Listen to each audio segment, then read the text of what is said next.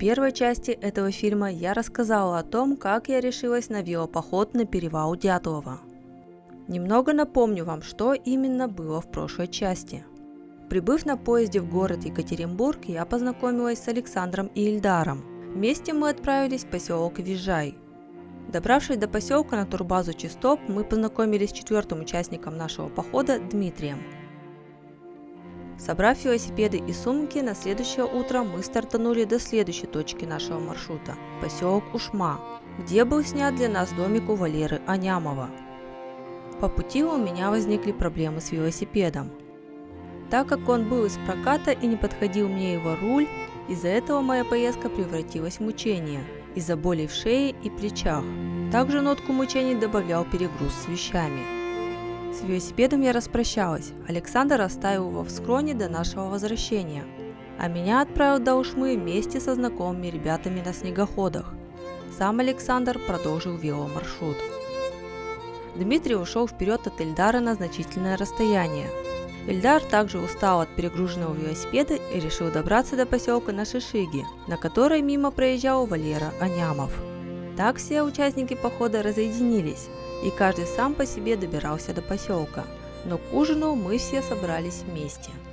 Так как я осталась без велосипеда, было принято решение, что я буду сопровождать ребят на Буране вместе с Валерой Анямовым и всем нашим тяжелым шмурдяком.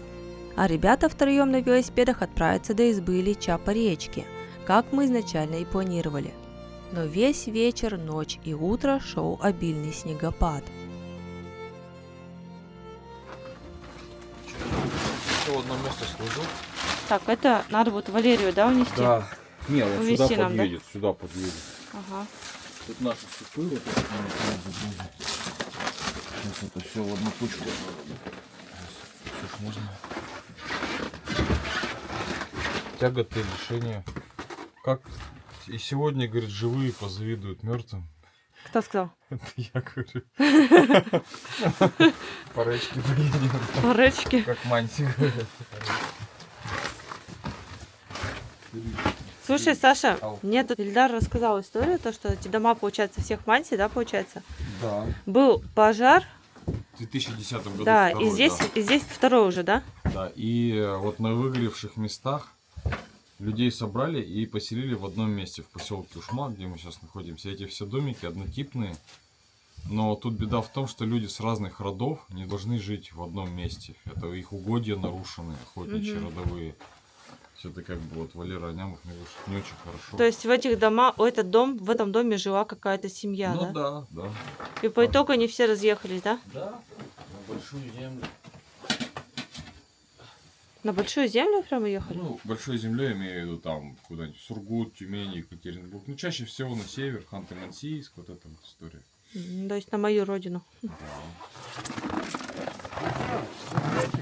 Давайте. Счастливого пути. Пока-пока. Трое отважных всадников решили поехать.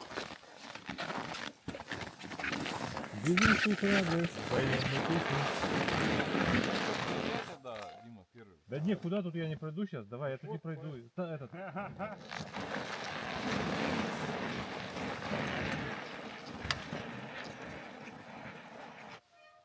Ну, конечно, сложно им будет. Сантиметров 15 уже, наверное, выпало снега. Надеюсь, на реке сегодня снегоходчики ходили. Сейчас пришел Дима и сказал то, что не получилось у них проехать, потому что снега там еще нападало где-то. И просто нереально ехать на велосипедах. И они развернулись. Я считаю, что они сделали абсолютно правильно. Так и надо было. И сейчас, получается, Дима уезжает на Визжай, его Валера Анямов забросит туда, а нам отдаст снегоход. Герой вернулся! Ну как тебе? Рассказывай. Самое главное, знаешь, в альпинизме? Что? Перебороть себя и сказать, что ну все, надо возвращаться, ребят, дальше. Это я, если что, надеваюсь к снегоходному приключению. Потому что поеду в санях. Мы с Ильдаром поедем в санях. Сейчас натянусь, обязательно снегоходные очки надо, потому что будет лететь снег и плюс ветер. Все, спасибо тебе, хороший дом. Я потопаю в другой.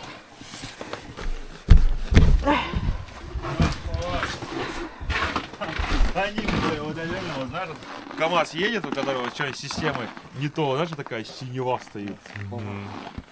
Так, Так, сейчас знаешь, что надо будет? Вот это вот тараканить раз. Куда? Инструментиками, ну туда.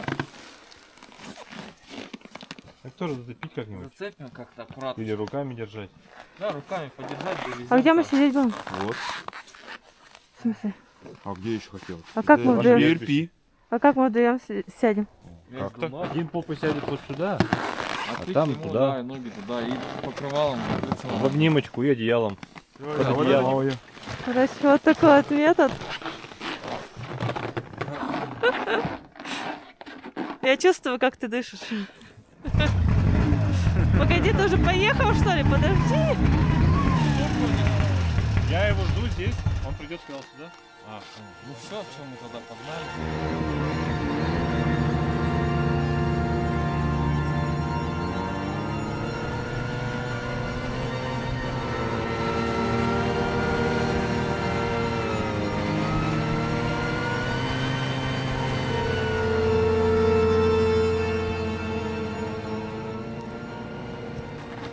Остановились, тут лужа не застывшая.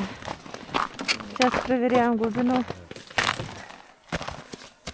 Так, тут получается надо будет левый створ, что тут.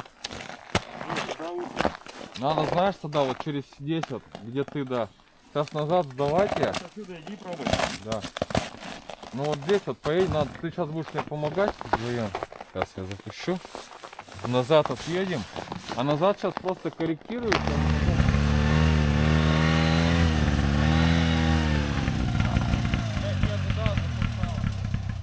Блядь, она, видишь, едет и вот той штукой за тот лед цепляется. Либо сейчас делать веревку. Вот к этой привяжем, я тебе дам, и будешь тянуть меня вот туда. Тихонечко попробуем. Либо его нам сейчас с тобой вот сюда вытащить. Получается, наоборот, сюда.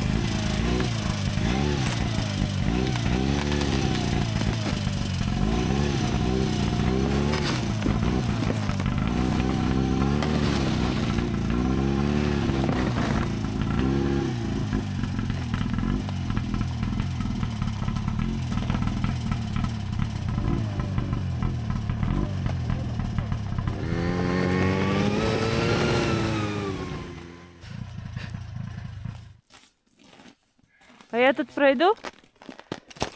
Так, Ксюша, осторожно, вот на островок на этот. А тут нельзя по сугробам пройти? Я думаю. Ну, либо по лесу тоже Или по лесу, наверное, лучше. засада может быть. Пройди пока, там тоже сырятина. Что думаешь, здесь она не пройдет?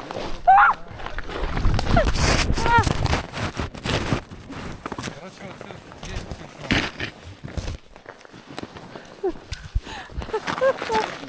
Так, стой, сейчас ты туда... Ой! Сразу вода там, блядь. Я просто прилипла еще к дереву. Засосала. Так, убирай фотокамеру или ты будешь снимать? Я это сейчас снимаю. Снимай, ты туда тут встречай. Сейчас Ксюхе надо будет это шпагат там сделать. Сейчас смотри, ты одна нога здесь, другой там, он тебя за руку подтянет, ты перешагнешь. А вы уверены, что? А ты как пойдешь? Я потом разбираюсь. Блин, а тут сильно глубоко? Да, туда не наступай. Стой, стой. Сейчас вытягивай руку. Сначала руку, потом ногу потянешь. Она снимает, да? Я держу. Вот эту руку мне держи, ту дай. И куда сейчас ногу ставить? И вот где его нога. Сюда приземляйся. Только постарайся резко не делать, плавненько, да. Давай. Так вот захочешь постанову сделать. Давай, все. Давай, левую ногу тяни. Быстрее. Тихо, не шевелись. Вот так вот захочешь специально придумать такое. А тебе получается надо ходом идти? Ё-моё. Ковда. Держитесь, вот рабочий. Просто упала. Смотри-ка, а. Видел? Вот эмоции были неподдельные. Так, о, полез, Смотри, отпускал какой пальцы, комбез сразу классный, он сухой. А? Сухой комбез. Даже не начерпала. Провалилась тоже ботинка? Я вот так провалилась, прям упала туда. Ты чё? Офигеть. Буон аутодор рулит. Одно радует, что мы сегодня в избе будем отсушиваться. Да. Как, Валер? Да. Да. Ну это засадное место, конечно. Главное, туда такая нога.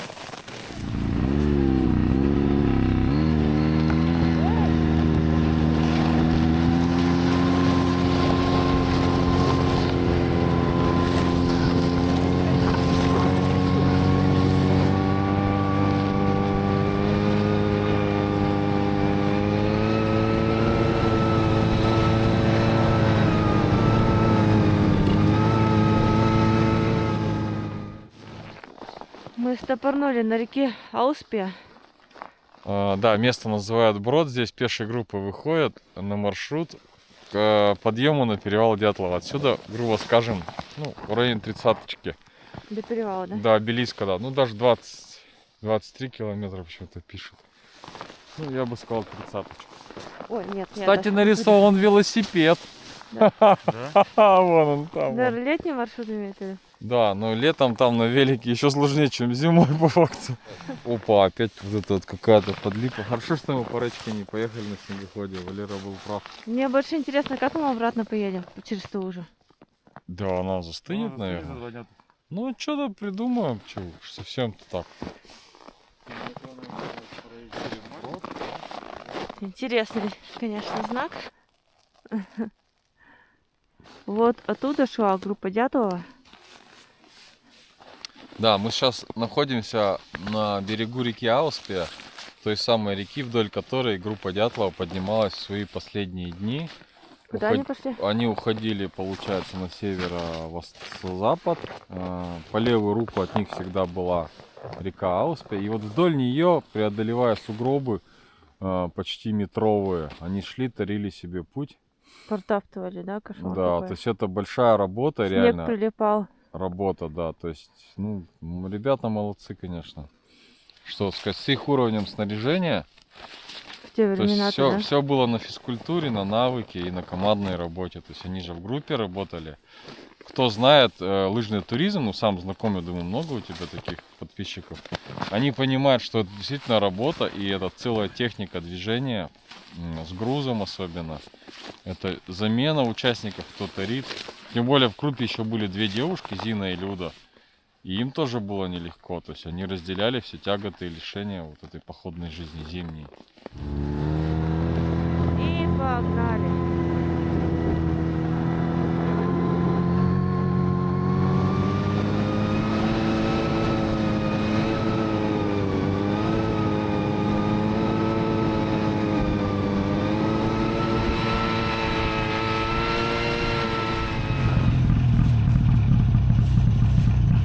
Что, господа? Вот вы. Ложки, пожалуйста, дайте мне свежим воздухом подышать. Спаси нас, достань. Подожди. Мы с вами в культовом месте приехали на базу Ильича. О, Ну что, давайте сейчас затопим печи. о, да.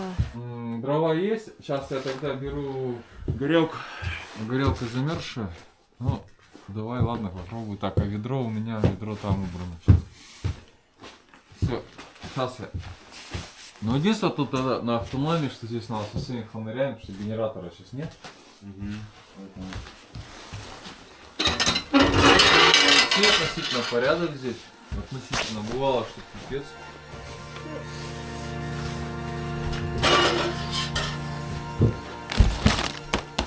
Пока ребята занимались дровами и растопкой печи, я занялась уборкой.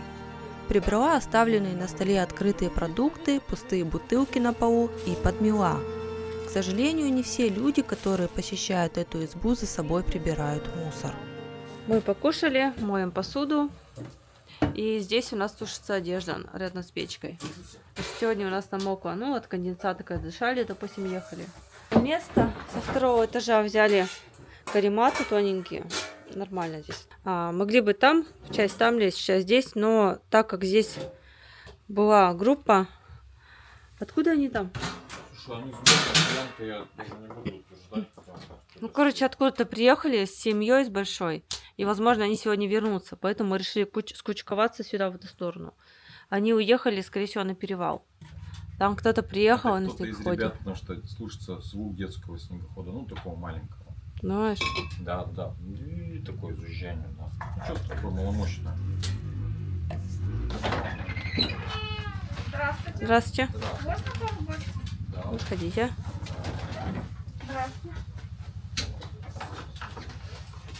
О, бедная собачка вся замерзла. Нет, там все хорошо. Все хорошо. Нифига ты. Ржок. О, ты малявочка. Да что, это не наше, подожди. Как ее зовут? Джона, Джуна? А, ну можно, да. Не, она трясется. Тоже так думаю. Холодно ей. Сейчас отогреется, мы нагрели. Полить сначала. да нет, не надо так. Вы с ночевкой или нет? Да.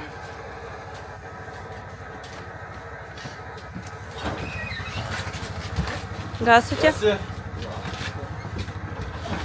Здравствуйте. Много-много людей пришло. Сейчас у нас будет большая дружная компания.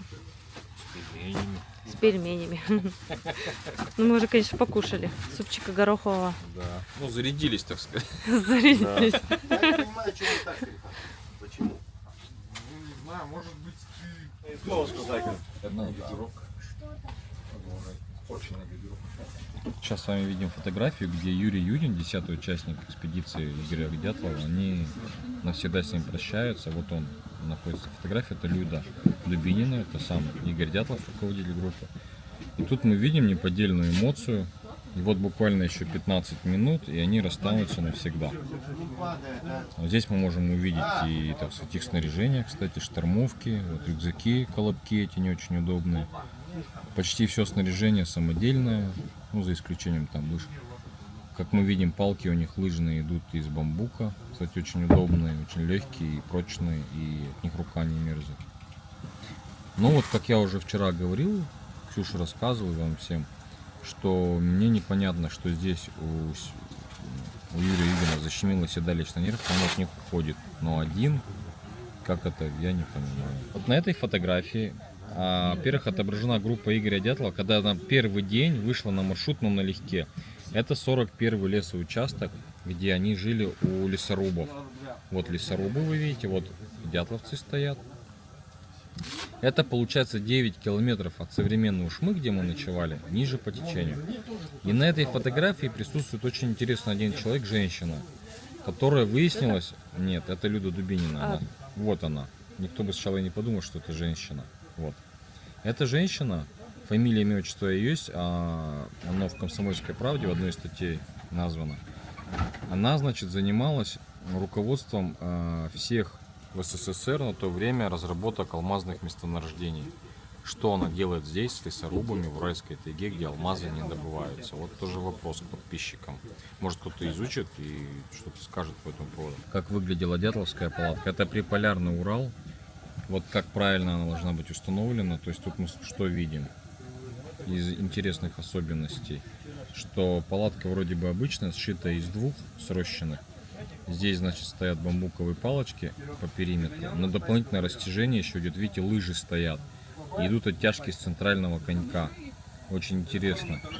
По сути дела, даже никакой снеговой стенки нету. И вот таким образом они организовывали свой горный лагерь в 1958 году.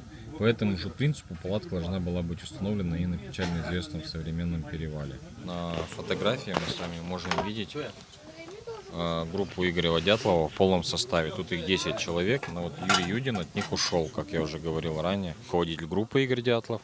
Это самый старший участник Семен Золотарев. Он называл себя в команде почему-то Александр. Значит, это Люда Дубинина, у которой были самые страшные травмы. Это, она была найдена, значит, от палатки на самом большом удалении, в 1,5 километрах. У нее отсутствовали глаза, у нее отсутствовал язык, ну и много чего еще. А могли птицы выклевать? Да, конечно, и водой ее нашли уже в мае месяце. Там, представляете, сколько времени прошло, да. То есть это все такое. Вот. То есть все мы видим, что ребята крепкие, молодые, полные жизни и готовы идти вперед к новым вершинам, так сказать. Но видите, как трагически оборвалась их жизнь на этом злополучном перевале. Что их там погубило, наверное, мы никогда, к сожалению, не узнаем. Сейчас мы с вами можем увидеть одну из последних фотографий, сделанных уже непосредственно на северо-восточном склоне горы Халачахаль, где группа Дятлова устанавливает палатку.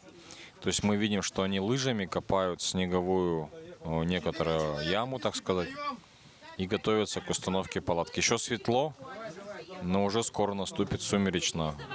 Зона такая и будет и стемнеет. На реке Лозьва они находятся, да, видно, что они веселые, бодрые, все впереди, никаких отрицательных эмоций мы здесь не видим. А можешь рассказать вообще про эту избу? Почему изба Ильича? Да, сейчас пришло время нам немножко поговорить о том месте, где мы находимся. Находимся мы в культовом месте. Место называется База Ильича, иногда называют изба Ильича. Что из себя представляет? То есть это сруб современный, который построил Валерий Анямов со своими помощниками. Но это местные жители Манси. А до этого здесь находилась тоже избушка, которая сгорела. Почему же она называется Ильича именно? Как мне сказал Валерий Анямов, здесь раньше жил мужик, его звали Ильич, и он был скупщиком шкурок, скупщиком прочих, вот, так сказать, лесных всех этих добычек, шкуры, рыба, рога, там, орех. И он это скупал у местных жителей.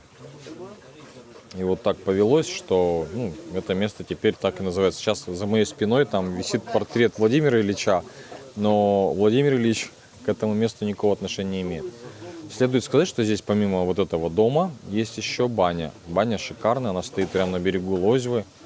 Вот. Но всем бы хотелось что отметить, очень важно, Ксюша об этом сегодня уже говорила.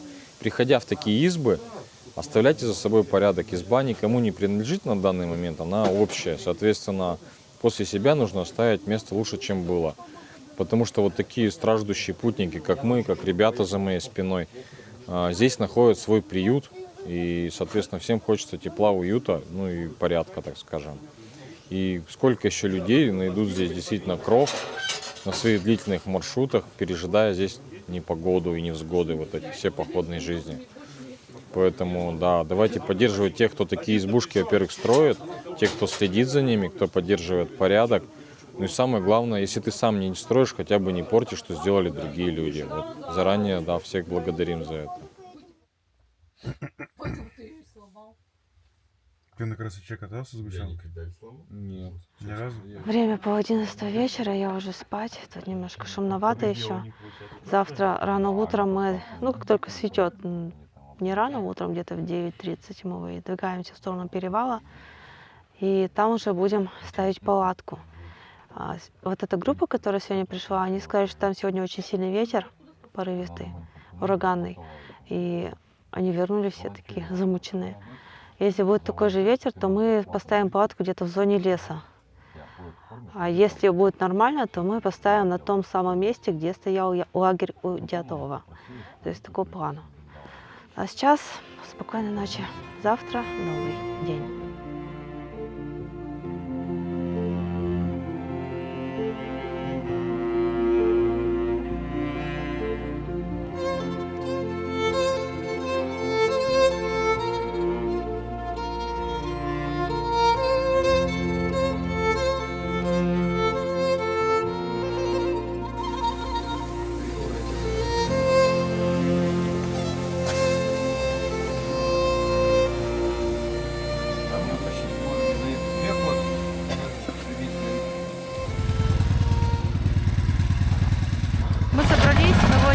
Уран О. пытаемся завести.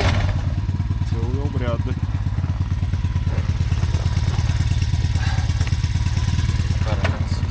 Ребята, там собираются. О! Это все наши вещи. Еще вот бодик наш. С палаткой, с печкой.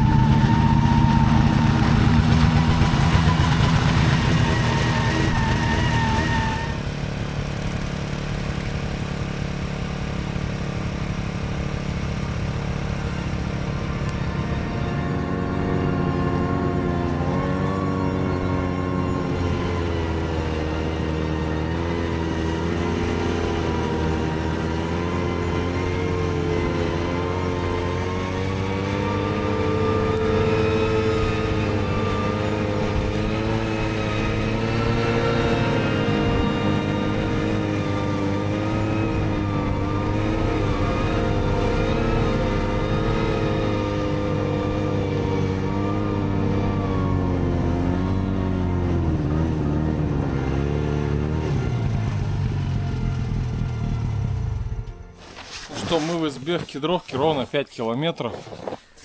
Здесь шишкарей обычно шелушат шишку, которую добывают на кедрах и потом вывозят.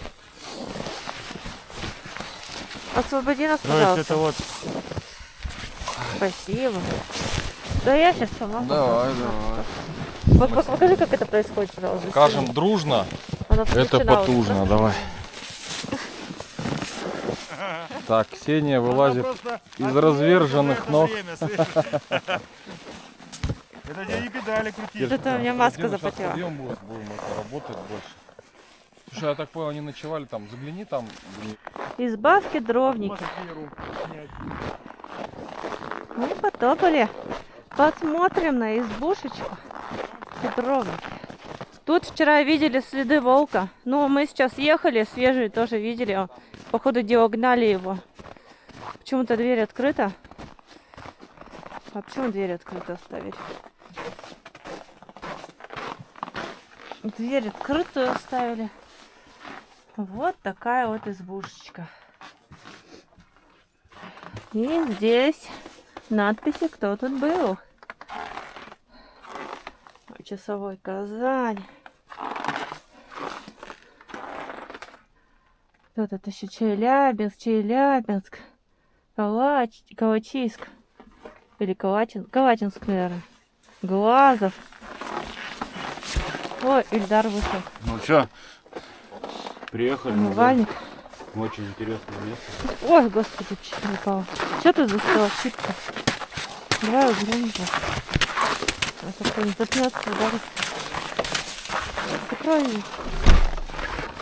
Сюда не закрыли. Открытая, прикинь, была. А ты видел, какие щели там на самом деле? Надо конопатить вот мохом. Она, видишь, это пошла неправильно. Подпор стоит, вверх держит. Они со временем-то. Нет, в нее упирается. Из-за этого низ проседает, а эти, видишь, остаются. Ну Из-за тут этого видишь очень- еще зимой то, что это земля застывает, и она А, ну поднимается. видишь, сейчас смотри, нижние клинки уже все. Какие сколько ж лет? Ну, конечно, да. Дай хлебну твоего чайку вкусного. Тут, да, кстати, много сливается, что вот со мной были... Ильдар, вообще шикарный чай сделал. Да, Ты с да, чем обращайся. делала? Обычный черный чай, лимон и правильная консистенция сахара. И вот вам Идеально. прям. самый идеальный напиток. Он и бодрящий такой. Витаминчики. Витаминчик, да, энергия есть, сахарок есть, все шикарно.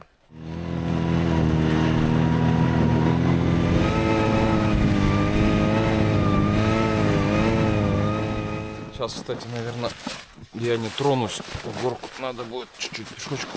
А может мы прогуляемся с тобой? Давайте. Погоди. Давай. Подожди, дай я ноги удобно поставлю. Ой, какой ты сильный. Давай, снимай. Тут стоянка красного запорожца, чтобы вы понимали, этот человек на красном запорожце заехал. Ну, он на сам перевал не заехал, но почти доехал до перевала. Был фамилия, тоже его Александр зовут, вспомню, скажу. Книга у меня есть, его автографом, кстати. Выпьем за него чай. Да. И спей тоже и ты, Ксения Андреевна, да. Ну а мы, да, на подъеме на перевал Чайканур. Нам уже недалеко остается, там у нас там. И вот та самая стоянка. На велике тут бывает, да. Мы сейчас, наверное, пойдем с Эльдаром Да, пешком, вы пешочком сейчас. а вы потихоньку поднимайтесь. А мы потихонечку, да. В смысле, вы, Вы, это мы, да. ты, Мы и Буран, вы да. поднимайтесь, Буран и вот это. И мы. Ну все, Александр Ну все, покидает нас. Группа Александра Федотова двигается пешком.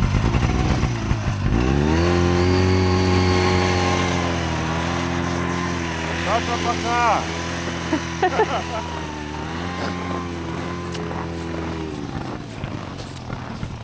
Становится жарко.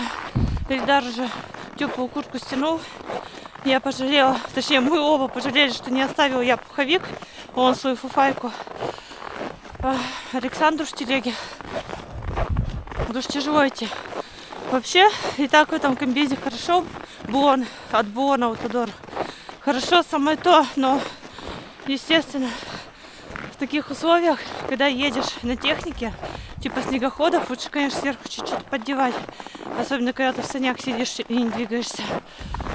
Я так и решила сделать. Но, опять же, я ехала, когда с шатунами, то я не замерзла сверху, у меня только руки замерзли. Может быть, вообще зря этот пуховик сверху одеваю. Сейчас дорога более прямая стала. Нам уже скоро, наверное, может, дойдем до Александра и поедем дальше. А вот и Александр. И ветрище. Скорее всего, мы не будем сегодня ночевать на перевале, скорее всего, в лесной зоне. Потому что ветер сильный даже здесь. И сверху тоже, скорее всего. Как заботливая мать меня закрывает. Вот эта нога тоже открыта. Да. Надо более правильно ее как-то развернуть, наверное, С каждым пройденным километром лес становился менее густым, но более закутанным в снегу, а ветер все сильнее задувал нам в лицо. Видимость уменьшалась, а вместе с ней и уменьшались наши шансы попасть сегодня на перевал. Из-за сложности рельефа мы ехали довольно долго, пока наш Буран из-за снега и груза, видя нас и наших вещей, не отказался двигаться дальше. Ничего не видно, видимость практически нулевая. Камера все это не передает.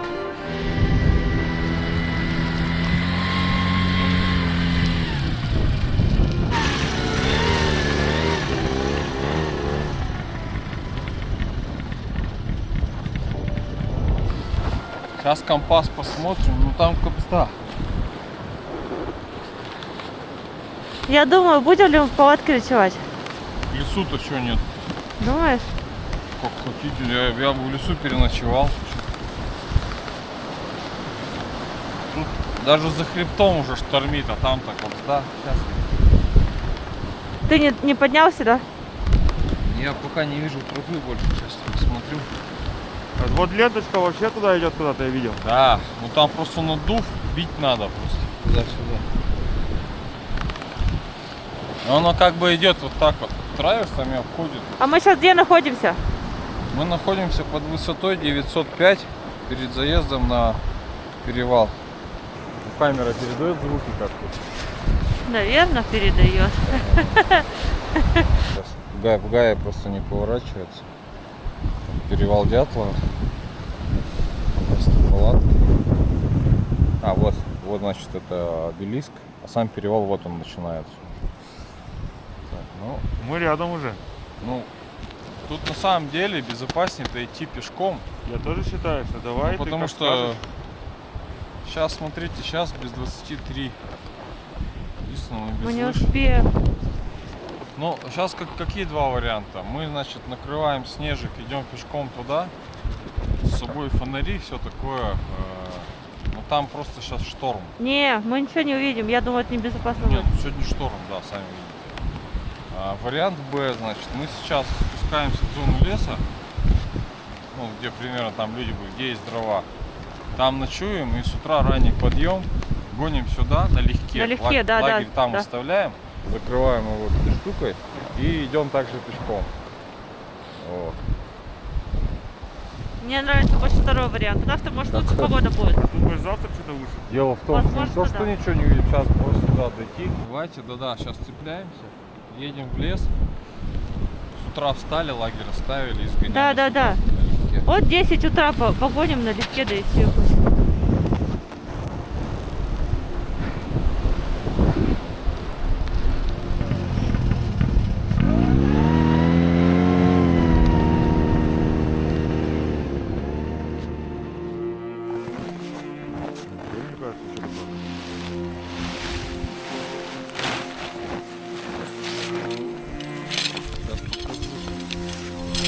Чтобы оно не разверзлось.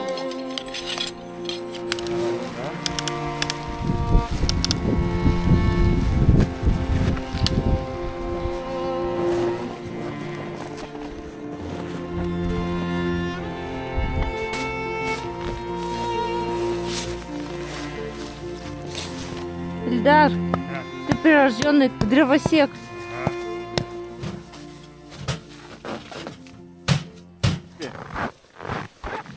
На рожок. На рожок. На рожок. Сейчас, секундочку. Слушай, уже даже зафоткай теперь, что на улице. О, нифига у вас жара тут. Тепло, да? Ну, да. Агония. Снежный человек пришел. Да. Весь в снегу. А это что за штучка? Ты куржак что ли собирался? Это чтобы верхний конденсат был, чтобы как капало на тебя не капало, и плюсом защищает, чтобы когда... Тут же снег будет на вот этой внутренней.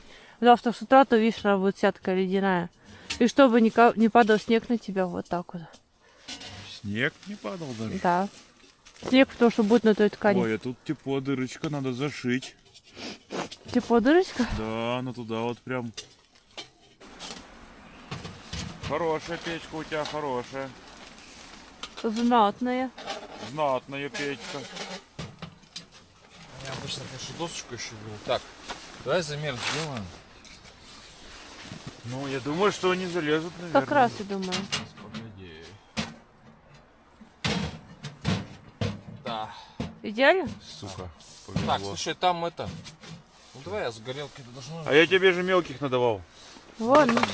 Зачем? Щепаря сначала. Сначала этот На нос свой ножик. заложил, а потом На, щепаря держи. закинь. А где горелочка?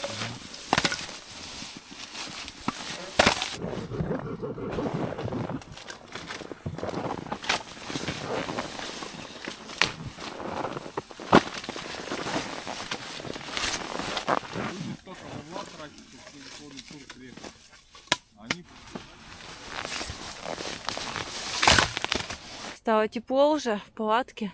Печка шпарит. Даже здесь возле двери тепло. Потом вот здесь законсервируем, так вот сожмем. Она затягивается. То есть вот тут вот у тебя первым слоем. И будет совсем тепло. Сегодня решили сделать полноценный ужин. То есть у нас будет сначала суп с сухариками. И потом второе сделаем, наверное, макарошки с консервами. Потому что зимой обязательно надо кушать плотно на ночь. Потому что когда ты плотно покушаешь, то, соответственно, тебе тепло будет. Так что, ребята, зимой, если пойдете или в холодное время года в поход, обязательно на ужин ешьте очень плотно. Прям вообще. Не хотите есть, все равно объедайтесь. То есть у вас будет там желудок работать там, и так далее, как удобно, и все. И будет вам теплее, нежели если вы мало поедите или вообще не поедите.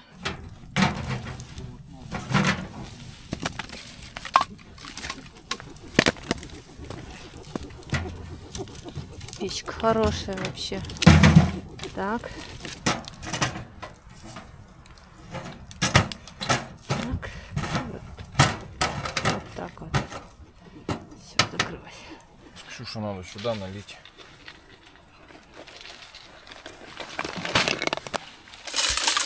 Сколько наливать? Ну, долей все. Нам же эта вода будет. А, ну да, нам эта вода пригодится.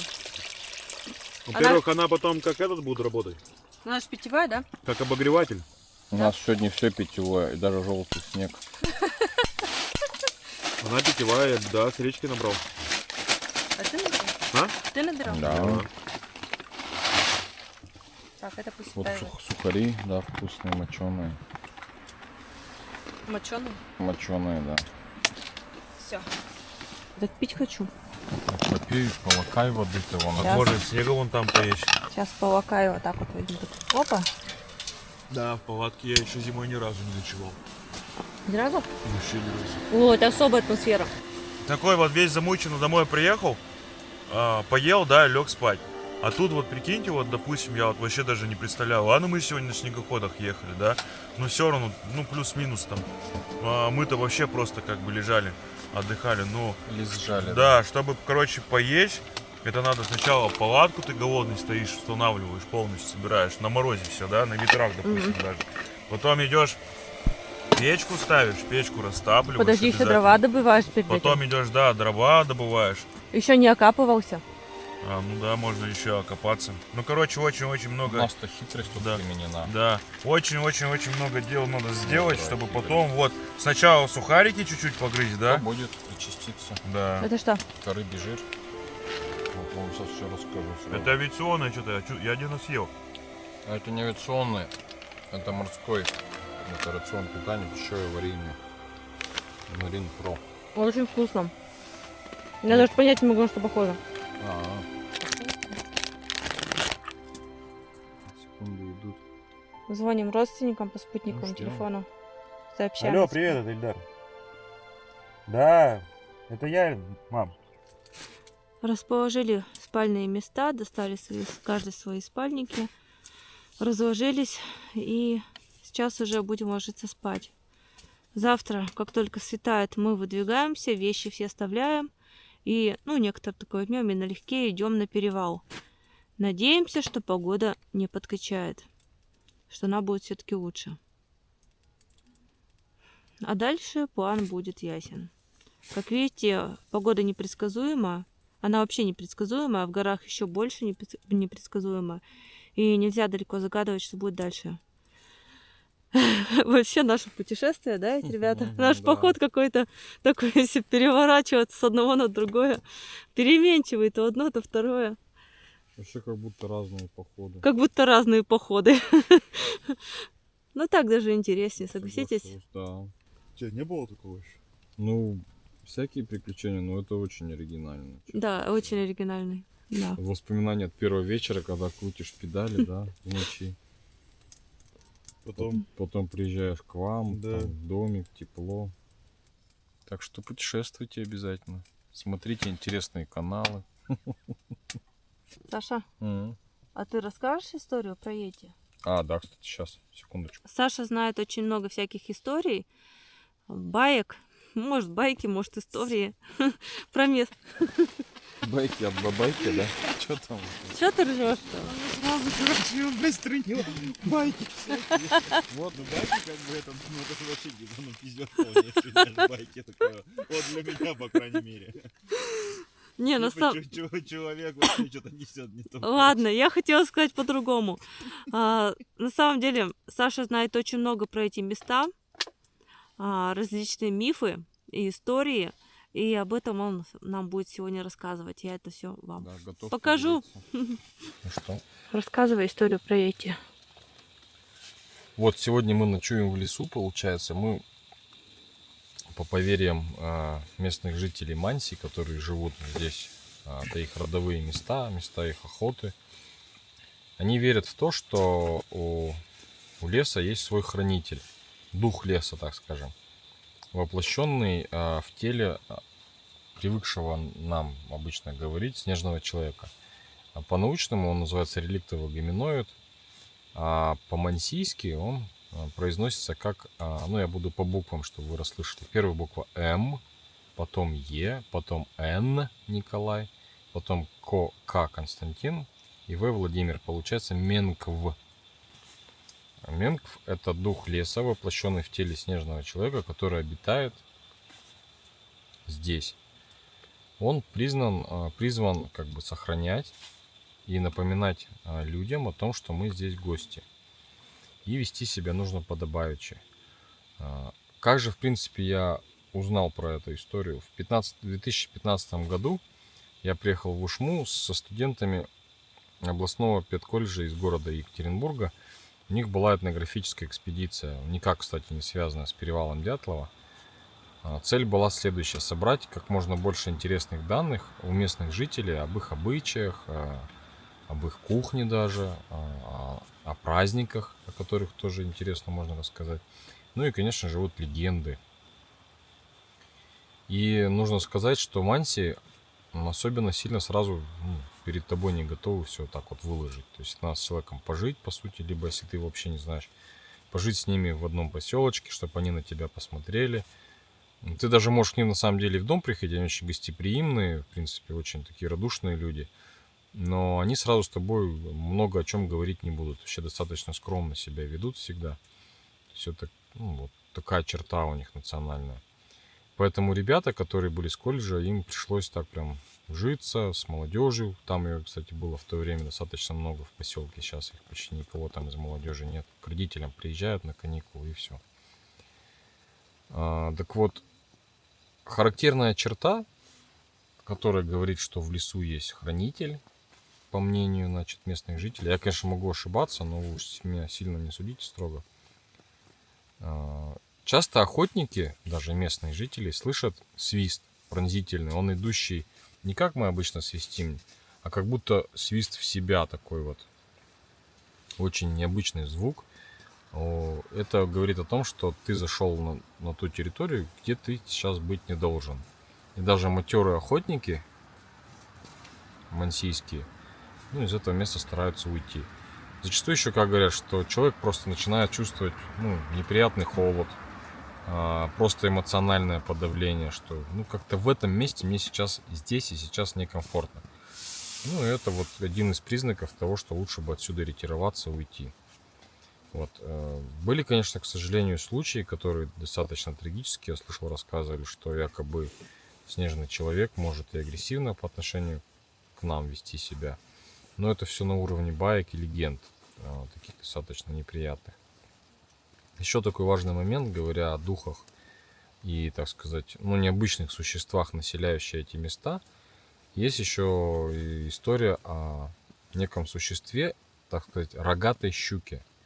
Ее называют куль.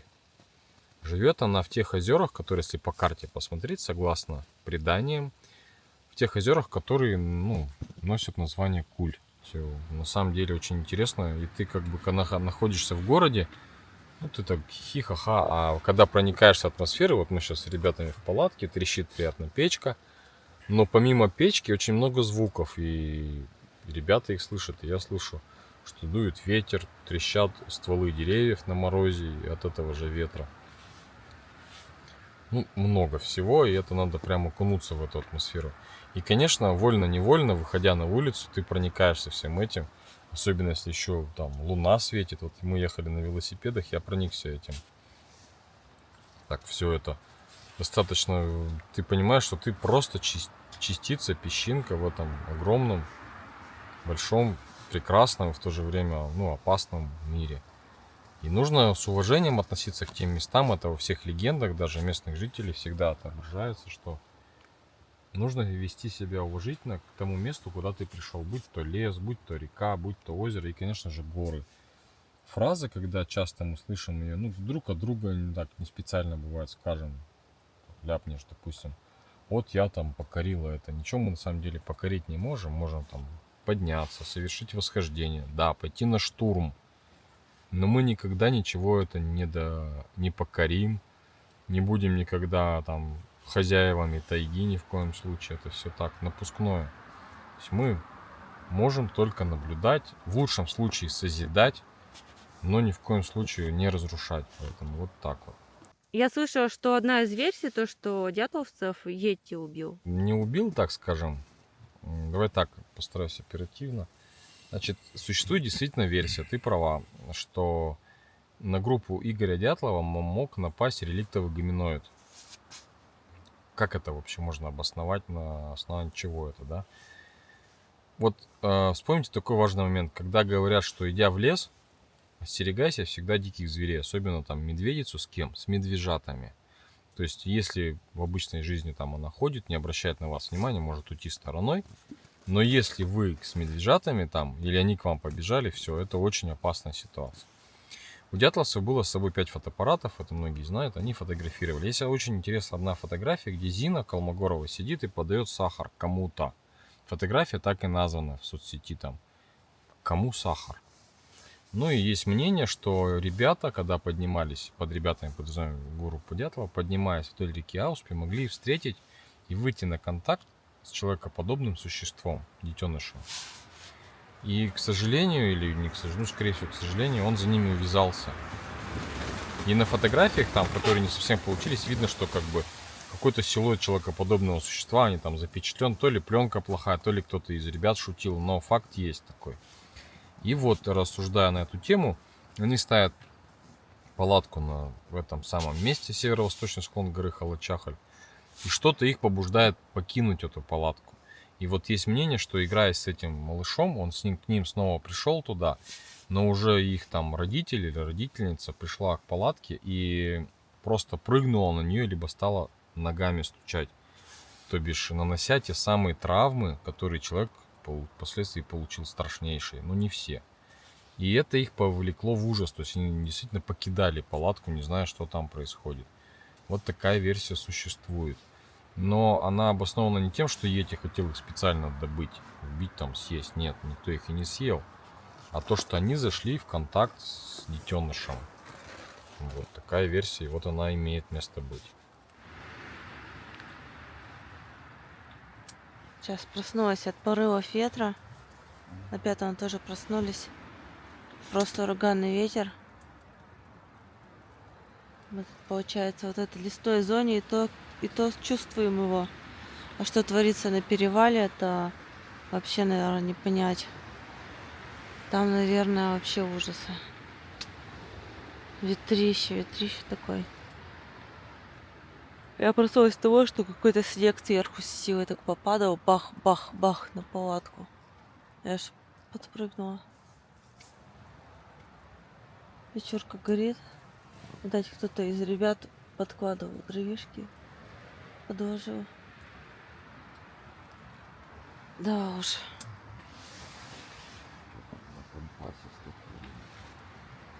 Сколько, кстати, сейчас время? Время полвторого. Полвторого время, да? Вот, слушайте. Я, кстати, вроде даже спал. Так, да. Ну, как-то трифками прям. Короче, ветер вообще сильный. Да, там шторм вообще реально на перевале. То есть это не громкие слова, Через сам лес. Да. То есть он как-то, знаешь, так лес немного подбатывает все равно. А так-то он этим верховьем проходит постоянно. Нет, короче. я вот даже вспоминаю, насколько страшные моменты, когда мы там переживали. Сейчас понимаешь, что насколько это опасно все. Конечно. Там деревья могут падать. На перевале хотя бы там деревьев нету. Там унести может, конечно.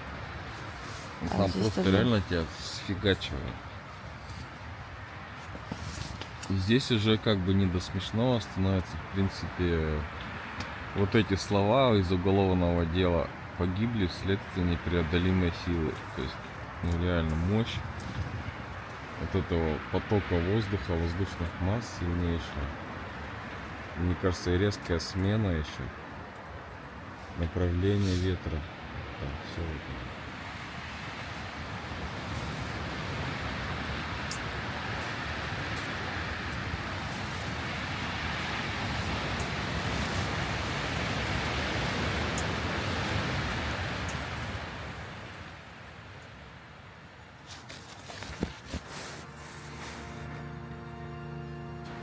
Сейчас я пойду посмотрю, что там творится.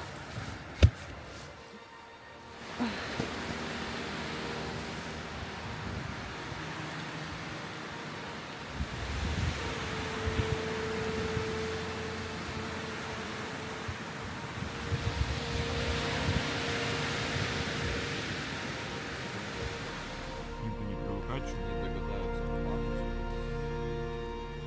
Уже немного рассвело, и мы приняли решение, что все-таки попробуем подняться. Хотя бы доедем до вчерашнего места и посмотрим там как. Если будет возможность, то поднимемся. От того места, откуда мы вчера добрались, надо будет 3 километра, чтобы дойти до обелиска. Шатаются деревья. Небо зато чистое, не облачко. План таков: сейчас все вещи и палатку сюда куда-нибудь подкопаем, поедем налегке. Ну, я с собой возьму только сумку с техникой, чтобы дорогую технику не оставлять тут.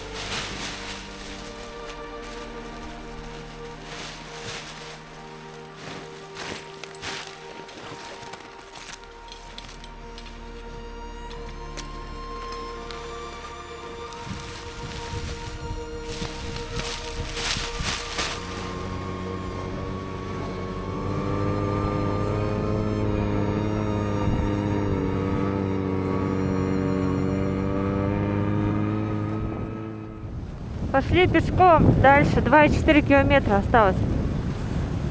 Уехать невозможно здесь, видите, у нас короткий буран, он здесь тяжело идет, поэтому тут больше всего.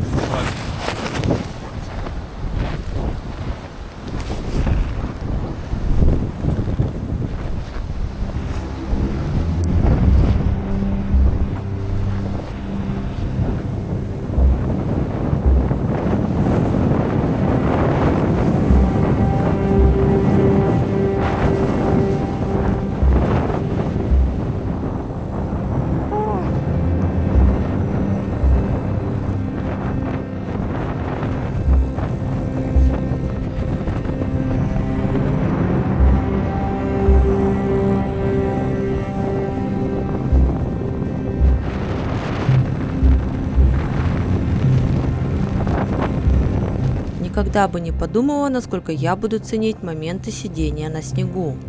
Но этот ураганный ветер открыл для меня новые ценности в жизни. Ветер был настолько сильный, что только вот такие остановки давали время передохнуть перед новым рывком идти вперед. Ветер был очень холодным. Казалось, он будто состоял из острых кусков льда. Без бафа дышать было невозможно. Он не давал сделать и вдох. Он бил тело то с одной стороны, то с другой. Приходилось изворачиваться, идти спиной или боком. Чувствуя себя марионеткой в руках стихии, надо было двигаться дальше.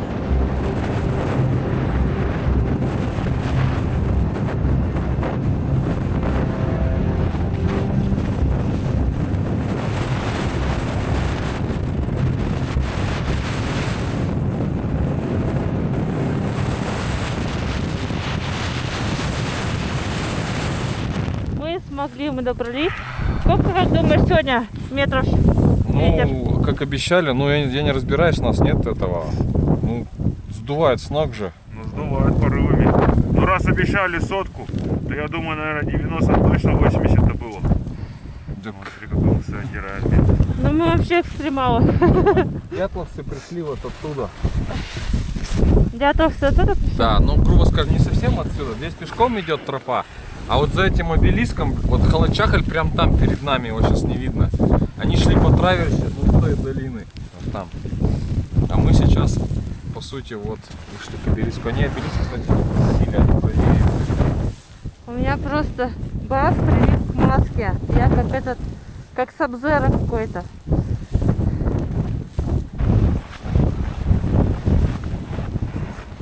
Еще если по прямой идти, 400 метров осталось до бурана нашего.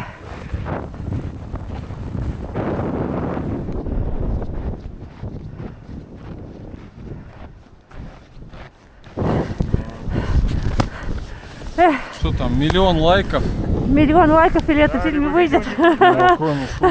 Второй часть не выйдет. Александр, скажешь, по уровню сложности, вот ты вот как МЧСовец, ты как очень долго занимаешься этим всем путешествием, гид. Ну, наивысший мы так. Из 10 баллов, это какой подъем бы был бы по шкале? Баллов 15. Из 10 15 баллов? Ну, лучше камера, не знаю, передаст, вы будешь сами все видеть. Вернувшись от перевала за своими вещами, мы вновь доехали до избы Ильича и провели там еще одну ночевку. С утра дождались Валеру Анямова, который на своей шишиге приехал за другой группой, чтобы увезти их к себе на избу, где он им сдал дом. А мы договорились с ним о заброске от Ушмы до турбазы Чистоп. От избы Ильича мы отправились до Ушмы, но уже по реке. В Ушме мы вновь встретились с Валерой. Разместив туристов в домике и заправив шишигу бензином, мы поехали на Чистоп. По пути надо было забрать из схрона велосипед, который мы оставили по дороге вперед. Живой, да, не своровали. Че, садись, доезжай. Ксения Андреевна. Нет, пожалуйста, ты сам езжай. Иди бродяжничай дальше. Видите его сбоку, какой он весь. По дороге на Екатеринбург я думала о прошедшем походе и насколько же он был многогранен. Несмотря на то, что у нас не получилось в этот раз пройти маршрут на велосипедах, нас это нисколько не расстроило. Ведь самое важное – это приключения, которые нас поджидали на протяжении всего похода и то, как мы втроем с ними справлялись. Не поодиночке, а вместе. Это дорогого стоит – встретить на своем пути единомышленников. Тех, на кого можно положиться не только в одном походе, но и в будущих. Один из которых мы уже запланировали на этот год. Ну а этот фильм, друзья, подходит к концу. И мы увидимся с вами уже в новых приключениях.